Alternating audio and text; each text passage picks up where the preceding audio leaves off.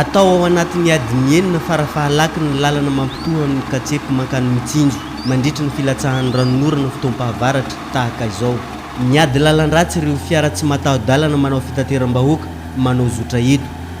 Rano miangona, lavadavaka, fotaka, ireo ny sakana mampitarazoka ny dia. Ny katsepo mitsinjo azo tenenina hoe mampiteny monana mampitsangana maty mihitsy satria isan'ny taona zany dia raha vao manomboka fahavaratra voandroany olana latsaka dia fa ohatran'izao sarotra be mihitsy zany hoe lalana tsy ampy 70 km fitena anatin'ny adiny enina adiny fito. Olo jiaby zay mandalo amin'ity zany sahirana aby na mpivarotra io na olona mpandeha na mpiasa-panjakana io. Ankoatra ny haratsin-dalana, isan'ny vato misaka no mahatarazoka ny dia ihany koa ny haratsian'ny fiara manao fitaterana eto izay mampimenimenina ny mpandeha tsy mifanaraka amin'ny saran-dalana takina amin'izy ireo.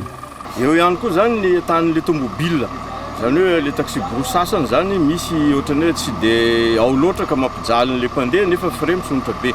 Fijerena miaraka io haratsin-dalana io ny vahaolana mahomby ataon'ny fanjakana hitsonjona ny fivezivezen'ny mponina sy ny vokatra voaka avy ao amin'ny distrikan'ny Mitsinjo mankaty Mahajanga. Tokony hisy mihitsy zany fiarahana midinika ny mpandeha, ny gendarme, ny teknisiana ny travaux publics sy ny fanjakana amin'ny ray manontolo andinika hoe raha avy ny fahavaratra inona tokony atao fa raha avy any Majunga anao andeha Mitsinjo dia sahirana isan'andro isakan'izao andro asara be zao.